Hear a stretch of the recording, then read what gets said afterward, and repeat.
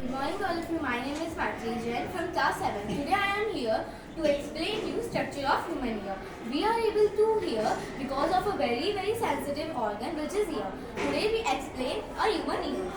Our human ear is of three types: outer ear, middle ear and inner ear. Outer ear is called pinna, which collects sound from the surrounding. The collected sound passes through the external auditory canal. Now, sound wave is of two types: compression and rarefaction. Compression happens when there is high pressure, and rarefaction happens when there is low pressure. When high pressure hits, tympanic membrane go inside, and when the low pressure comes, the tympanic membrane comes in outside.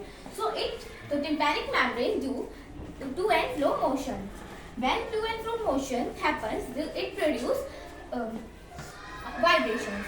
So vibrations come to middle ear. It is called middle ear because it consists of three main bones: malleus, incus, stapes.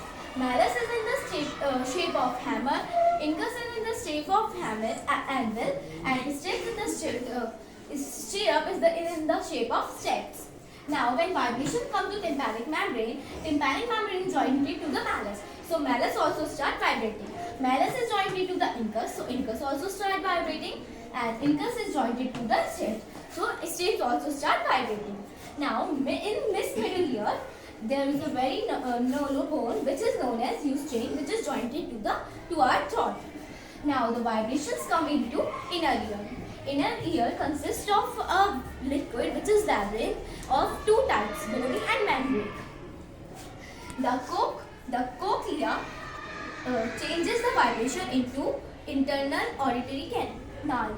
Now, it consists of auditory nerves. It consists of auditory nerves which is connected to the bone. Cochlea changes the vibrations into electrical signals.